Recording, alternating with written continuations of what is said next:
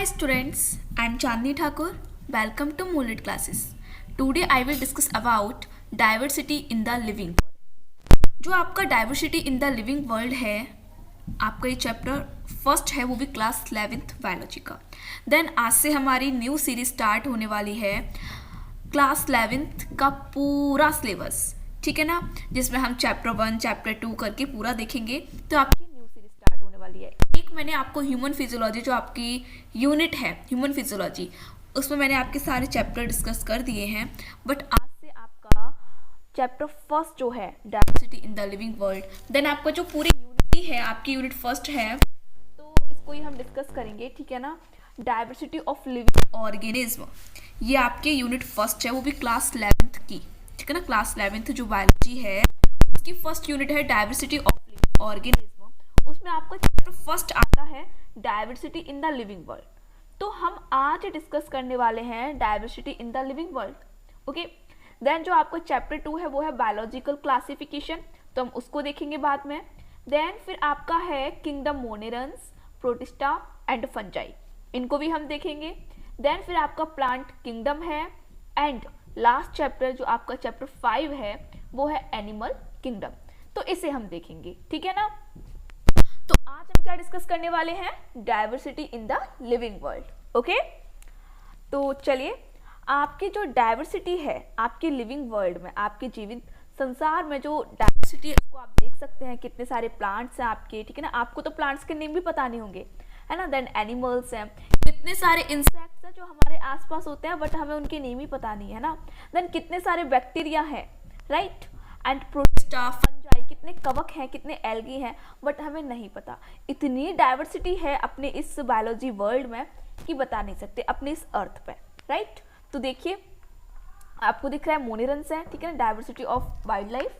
तो मोनेरंस को देखिए, आपके सारे बैक्टीरिया इसमें आते हैं. देन आपका प्रोटिस्टा, ठीक है, यूनिसेलुलर जितने भी ऑर्गेनिज्म है आपके वो आएंगे इसमें. देन आपका fungi, okay. Then plantae and animalia, okay. तो ये है आपका level of organisation in the world, in the living world. तो आप देखते हैं एक एटम है, देन कई सारे एटम मिलकर आपकी मॉलिक्यूल्स बना रहे हैं. देन आपको जो सेल ऑर्गेनेल्स है उसमें कई सारे मॉलिक्यूल्स होते हैं, ठीक है ना. एक सेल, किसी भी सेल ऑर्गेनेल की बात कर ले, चाहे हम माइटोकॉन्ड्रिया ले लें, ठीक है, चाहे हम न्यूक्लियस ले लें, ओके, क्लोरोप्लास्ट ले लें, कुछ भी ले लें, देन आपकी एक सेल है, ठीक है ना.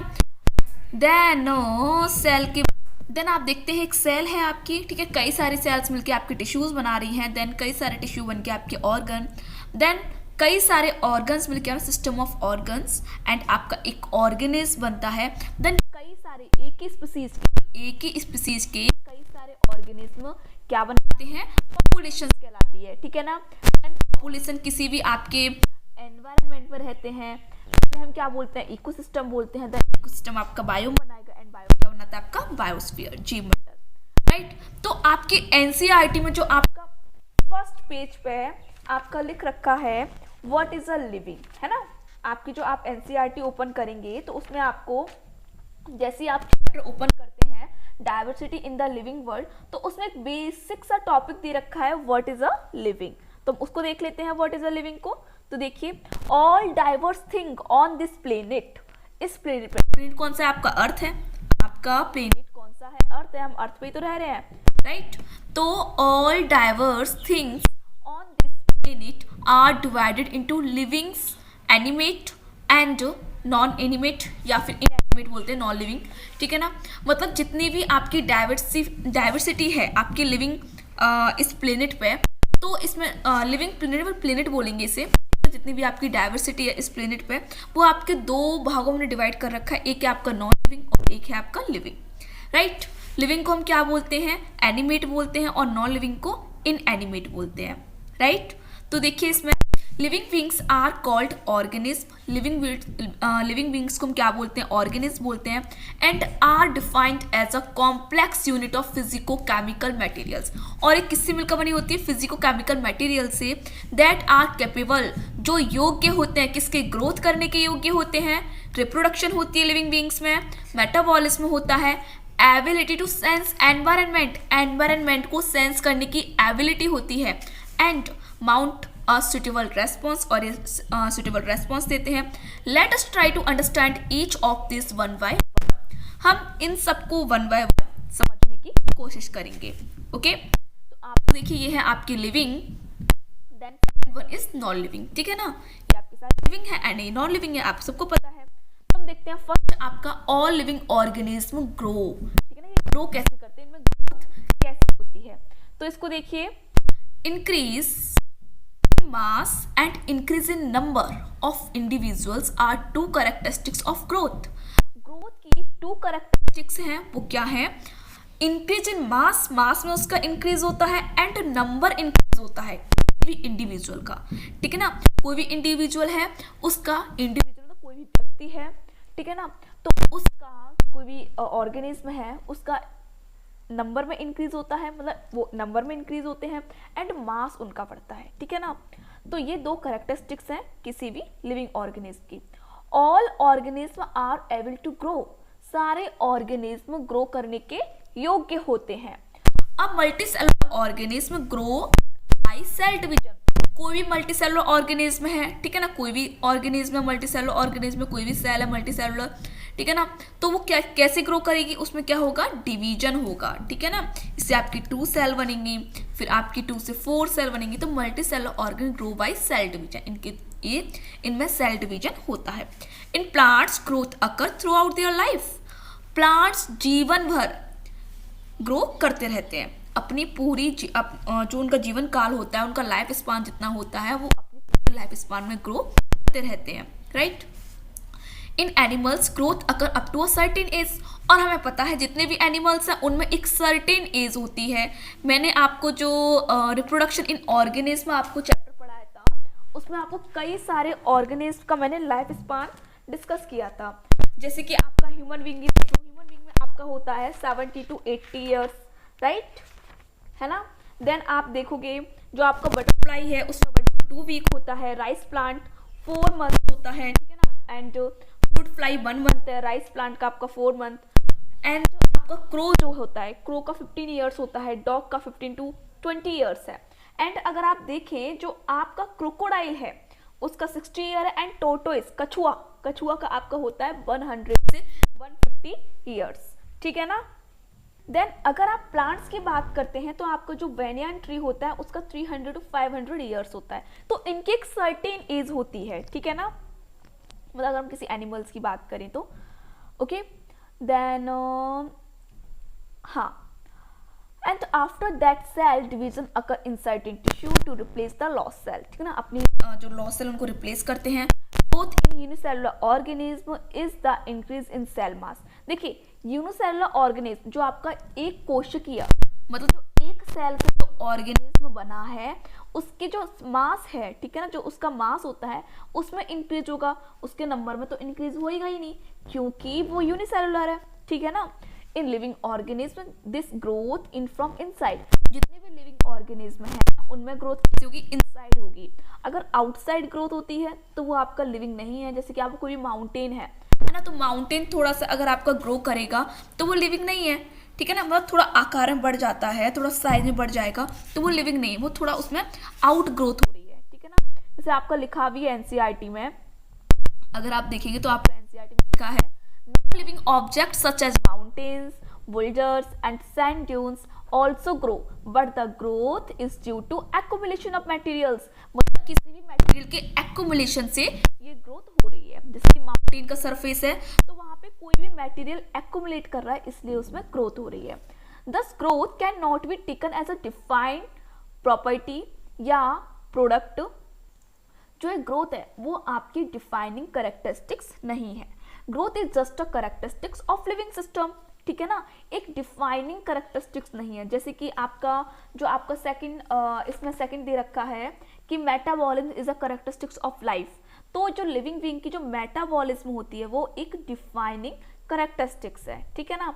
देन आपका था उसमें कॉन्शियसनेस था, ठीक है ना, ये भी आपकी डिफाइनिंग कैरेक्टरिस्टिक्स है, बट ये आपकी डिफाइनिंग कैरेक्टरिस्टिक्स नहीं है। बट हाँ, growth is just a characteristics of living beings, ठीक है ना, लिविंग बीइंग कैरेक्टरिस्टिक्स है बट डिफाइनिंग कैरेक्टरिस्टिक्स नहीं है। ओके, तो चलिए नेक्स्ट हम देखते हैं। इसमें नेक्स्ट पॉइंट है आपका reproduction is a characteristics of living organism. Of course ये भी आपका एक कैरेक्टरिस्टिक्स है बट ये भी आपकी डिफाइनिंग करेक्टरिस्टिक्स नहीं है, क्योंकि हम देखें तो जो आपके इनफर्टाइल कपल होते हैं तो उनमें भी तो भाई वो भी तो लिविंग बीइंग है। जो आपके इनफर्टाइल कपल हैं वो भी तो लिविंग बीइंग है, ठीक है, बट उनमें क्या है, उनमें रिप्रोडक्शन नहीं हो रहा है, ठीक है ना, ठीक है। और चलो हम इसको देखते हैं आगे।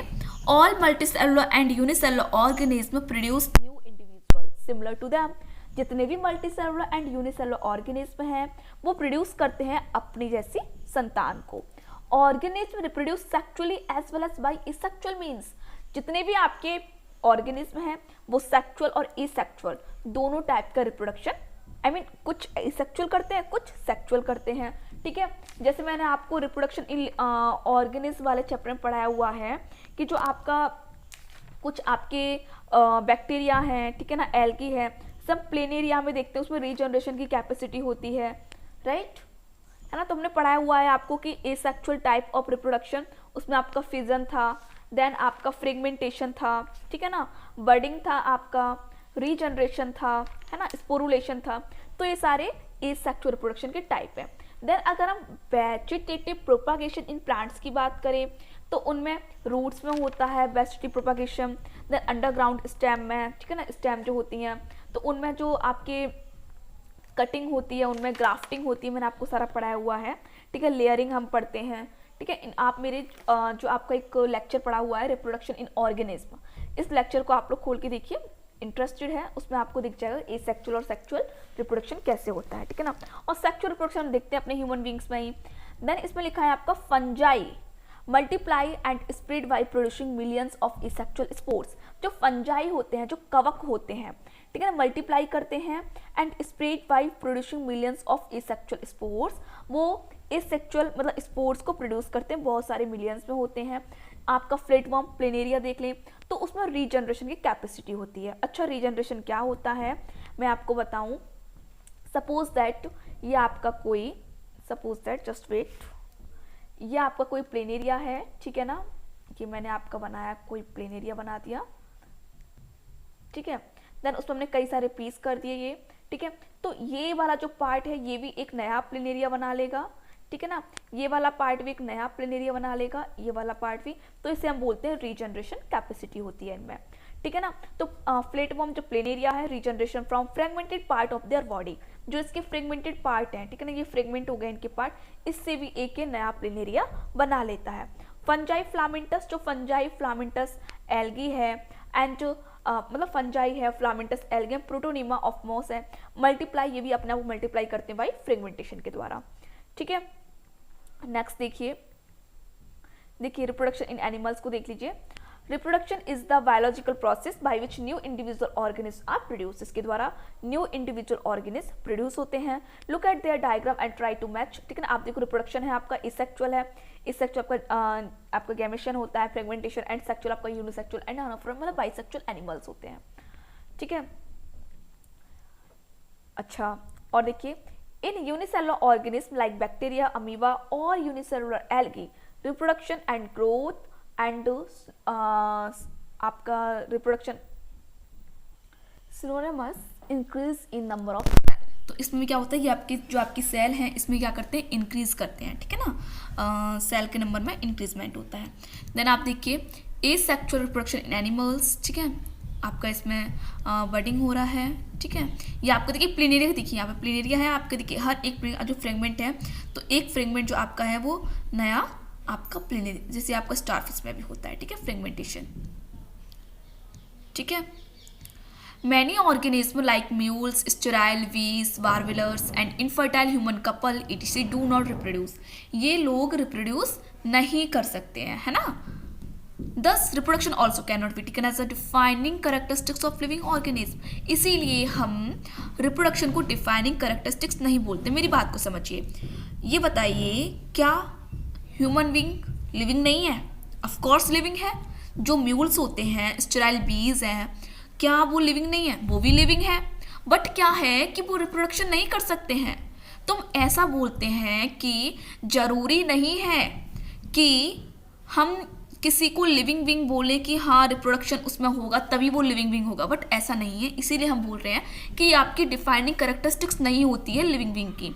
अगर मैं आपसे बोलूँ कि आप लोग ये बताइए कि आप किसी भी ऑर्गेनिज्म को या किसी भी ऑब्जेक्ट को कब लिविंग बोलोगे, कि उसका रिप्रोडक्शन होगा तब, या फिर ग्रोथ, है ना, ग्रोथ किसी माउंटेन में भी हो सकती है, राइट, तो हम ग्रोथ को कैरेक्टरिस्टिक्स नहीं बोलते हैं डिफाइनिंग। देन जैसे ही आपका इनफर्टाइल कपल है ना, कोई भी ह्यूमन बीइंग है वो रिप्रोडक्शन नहीं कर पा रहा है, तो क्या उसे हम लिविंग बीइंग नहीं बोलेंगे? ऑफकोर्स उसे भी लिविंग बीइंग बोलेंगे। तो इसीलिए हम ग्रोथ को एंड रिप्रोडक्शन को डिफाइनिंग कैरेक्टरिस्टिक्स नहीं बोलते हैं। बस इतना समझ लीजिए आप लोग, ठीक है ना, डिफाइनिंग कैरेक्टरिस्टिक्स का मीन्स क्या है। As a matter of fact, no non-living object can reproduce, replicate by self। कोई भी नॉन लिविंग अपने आप को रिप्रोड्यूस नहीं कर सकता, उसमें रेप्लिकेशन नहीं हो सकता है, ठीक है। तो ये आपकी डिफाइनिंग कैरेक्टरिस्टिक्स नहीं होती है। ओके, चलिए अब हम देखते हैं मेटाबॉलिज्म। मेटाबॉलिज्म आपकी एक डिफाइनिंग कैरेक्टरिस्टिक्स होती है, ठीक है। तो metabolism is the characteristics of life. All living organism are made up of chemicals. This chemicals belong to various classes, ठीक है ना, एंड आर कॉल्ड बायोमोलिकुलर। ये कई सारी केमिकल से बिलोंग करती है, तो इसे हम क्या बायोमोलिकुलर बोलते हैं। This are constantly being made in the body. ये किसी बॉडी के अंदर बनते हैं, ठीक है ना, बायोकेमिकल रिएक्शन, किसी भी बायोकेमिकल रिएक्शंस के द्वारा, कॉल्ड मेटाबॉलिक रिएक्शन। इसे हम क्या बोलते हैं? मेटाबॉलिक रिएक्शन बोलते हैं। Thousand of such metabolic reaction are occurring simultaneously inside the living organism. किसी भी लिविंग ऑर्गेनिज्म के अंदर बहुत सारी थाउजेंड समथिंग आपकी मेटाबॉलिक रिएक्शन हो रही होती हैं। जैसे कि हम अपने अगर फूड की ही बात करें, तो जो हमारा फूड हमारे स्टमक में जाता है तो वहाँ कई सारी रिएक्शंस होती हैं, ठीक है ना। देन हमारा आपके इंटेस्टाइन में जाएगा, वहाँ हमारा फूड डाइजेस्ट होता है, ठीक है ना, वहाँ पे कई सारी रिएक्शन होती है। एब्जॉर्प्शन होता है आपकी इंटेस्टाइन में, एंड आपके स्टमक में एब्जॉर्प्शन, ठीक है ना। तो जो हमारे इंटेस्टाइन में एब्जॉर्प्शन हो रहा है एंड आपके स्टमक डाइजेशन हो रहा है, तो वहाँ भी तो कई सारी केमिकल रिएक्शंस हो रही हैं, राइट, ठीक है ना। और जो हम लोग ब्रीथ करते हैं, जो रेस्पिरेशन करते हैं, वहाँ भी कई सारी केमिकल रिएक्शंस हो रही हैं। तो ये हमारे लिविंग ऑर्गेनिज्म में साइमल्टेनियसली ये जो आपकी मेटाबॉलिक रिएक्शन है वो हो रही होती हैं। All plants, animal, fungi and micro organism carry out this reaction. कोई भी हो, आपका प्लांट हो, एनिमल हो, फंजाई हो, माइक्रो ऑर्गेनिज्म हो, कोई भी हो, सब में ये रिएक्शंस होती हैं। The sum total of chemical reactions occurring in our body is metabolism. जितनी भी आपकी केमिकल रिएक्शन है वो किसी बॉडी के अंदर हो रही होती है, इसे हम क्या बोलेंगे? मेटाबॉलिज्म बोलते हैं, ठीक है ना। Metabolism reaction can be performed outside the body in cell free system, but an isolated metabolic reaction performed outside the body of an organism is neither living nor non living, ठीक है ना। ये living नहीं, मतलब किसी भी non living के बाहर नहीं हो सकती है। The isolated metabolic reaction in vitro cell के अंदर होती हैं, आर जस्ट लिविंग रिएक्शन, वो आपकी लिविंग रिएक्शन है। हेंस इसीलिए metabolism is a defining features होता है। मेटाबॉलिज्म एक डिफाइनिंग कैरेक्टरिस्टिक्स है किसी भी लिविंग ऑर्गेनिज्म की, ठीक है। जैसे हम देखते हैं आपका ग्लाइकोलाइसिस ही होती है आपकी सेल के अंदर, ठीक है। तो हम देखते हैं ग्लूकोज से आपकी 2 पायरुविक एसिड बनते हैं। देन माइटोकॉन्ड्रिया में आपकी क्रेब्स साइकिल होती है, ये भी एक मेटाबॉलिज्म ही है, ठीक है। चलिए अब हम नेक्स्ट फीचर्स देखते हैं। Living beings have a cellular organisation. कोई भी लिविंग बीइंग है उसके अंदर एक सेलुलर ऑर्गेनाइजेशन होता है, मतलब एक सेल होती है, सेल से टिश्यूज बनते हैं, टिश्यूज से ऑर्गन बनते हैं, ऑर्गन से एक पूरा ऑर्गेनिज्म बनता है, ठीक है ना। तो देखते हैं a cellular living organism but an isolated metabolic complex are made up of 1 और मोर सेल्स, ठीक है ना। कई सारी एक और एक से अधिक सेल से मिलकर बना होता है। Similar in basic structure and functions, ठीक है ना, मतलब हम सेल को क्या बोलते हैं? एक स्ट्रक्चरल एंड फंक्शनल यूनिट बोलते हैं सेल को, ठीक है। Hence cellular organisation of the body is a defining features of the living organism, ठीक है ना। ये भी आपका एक डिफाइनिंग फीचर्स होता है किसी भी लिविंग ऑर्गेनिज्म का। जैसे आप देखते हैं यहाँ पे एनिमल एंड प्लांट की सेल है, ठीक है ना, ये एनिमल की सेल है एंड ये प्लांट की सेल है। जब आपका सेल चैप्टर है जो आपका, उसे हम पढ़ेंगे तब मैं आपको बताऊंगी, ठीक है ना। आपका चैप्टर 9 है cell the unit of life, ठीक है ना, बड़ा इंटरेस्टेड चैप्टर है।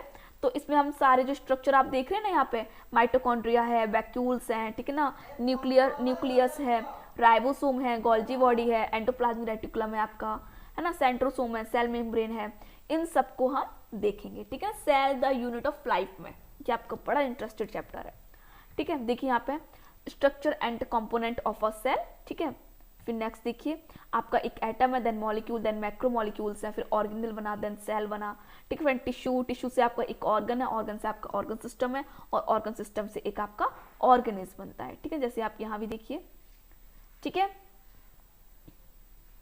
ओके, अब देखिए all living organism have a consciousness.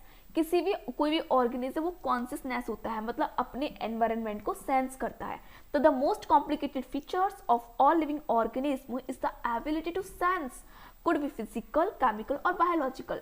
चाहे वो फिजिकल हो, चाहे केमिकल हो, चाहे बायोलॉजिकल हो, सबको सेंस करने की उसके अंदर क्षमता होती है किसी भी लिविंग ऑर्गेनिज्म में, और ये एक मोस्ट कॉम्प्लिकेटेड फीचर्स है। This is a called consciousness, इसे हम क्या बोलते हैं, कॉन्शियसनेस बोलते हैं। वी सेंस अवर एनवायरनमेंट, हम अपने एनवायरनमेंट को सेंस करते हैं with the help of sense organ.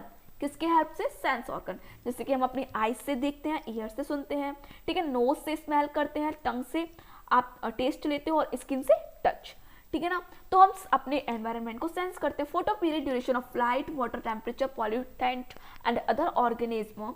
All organism handle chemicals entering the body, सारे ऑर्गेनिज्म हैंडल करते जो उनके अंदर कोई भी केमिकल्स आता है उन्हें। Human beings is the only organism, human being एक अकेला ऐसा ऑर्गेनिज्म जो who is aware of himself, जो अपने प्रति अवेयर है, and also he is self consciousness. वो क्या है, सेल्फ कॉन्शियसनेस है, ये क्या है, सेल्फ कॉन्शियसनेस है। Therefore consciousness is a defining property of living organism. Consciousness भी क्या आपकी डिफाइनिंग प्रॉपर्टी है लिविंग ऑर्गेनिज्म की, ठीक है ना। जैसे आप लोग यहाँ देखिए, कोई भी आपका इनपुट आया, ठीक है, आपके ब्रेन ने इसको सेंस किया, ठीक है ना, देन आपको कोई भी पोजीशन चेंज करने को कहा, ठीक है ना। अब देखते हैं, अच्छा ये सारे आपके हो गए जो आपकी लिविंग बीइंग की जो भी कैरेक्टरिस्टिक्स थी, ठीक है ना। ऑल लिविंग ऑर्गेनिज्म ग्रो कर सकते हैं, रिप्रोडक्शन इनकी कैरेक्टरिस्टिक्स होती है, बट डिफाइनिंग कैरेक्टरिस्टिक्स क्या है उसकी मेटाबॉलिज्म, ठीक है, cellular organisation and self consciousness, ठीक है ना। अब हम देखेंगे इसमें, तो चलिए आपकी सारी कैरेक्टरिस्टिक्स हो गई, ठीक है ना। अब आपका जो नेक्स्ट टॉपिक है आपकी एनसीईआरटी में, वो है आपका कॉन्सेप्ट ऑफ बायोडाइवर्सिटी, है ना। उसमें हम देखेंगे diversity in the living world, living world में क्या क्या डाइवर्सिटी है। तो आप देख सकते हैं diversity in the living world, biodiversity refers to enormous variety found in the living organism. आपके लिविंग ऑर्गेनिज्म ने फाउंड की आपकी कई सारी इनॉर्मस, मतलब बहुत अधिक बायोडाइवर्सिटी है। साइंटिस्ट आइडेंटिफाई कर चुके हैं 1.7 से 1.8 मिलियन स्पीसीज, लिविंग ऑर्गेनिज्म की स्पीसीज को आइडेंटिफाई कर चुके हैं। Of the identify species about 1.2 million are animals, जिसमें 1.2 एनिमल्स हैं, एंड 0.5 प्लांट स्पीसीज हैं। The insect however out number, insects की नंबर है पता ही नहीं है, आउट नंबर है all the plant and other animals में। This group contains about 1.025 million species. Every year more than 1500 new organism are discovered, ठीक है ना। मतलब 15,000 से भी अधिक न्यू ऑर्गेनिज्म हर साल डिस्कवर की जाती है, ठीक है। तो चलिए इसको हम कॉन्सेप्ट ऑफ बायोडाइवर्सिटी है वो हम नेक्स्ट लेक्चर में डिस्कस करेंगे, आप लोग अभी इतना ही रखिए। बट हाँ, हमने एक न्यू सीरीज स्टार्ट की है जिसमें आपका क्लास 11th जो आपका क्लास 11th का जो जितना भी पोर्सन है, जितना भी पार्ट है क्लास 11th का, चैप्टर 1, चैप्टर 2, ठीक है ना, इन सबको हम डिस्कस करेंगे, ठीक है ना। तो आज से हमारी क्लास 11th एनसीईआरटी पूरी डिस्कस होगी, ठीक है ना। एक 1 by 1 चैप्टर डिस्कस करती जाऊंगी मैं, ओके। तो वैसे भी आपके इसमें ज़्यादा चैप्टर नहीं है, आपके 16-17 के समथिंग आपके चैप्टर है इसमें, ठीक है, कोई दिक्कत नहीं है, आराम से होगा ये सब, ओके। चलिए, all the best, so very much thank you for listening.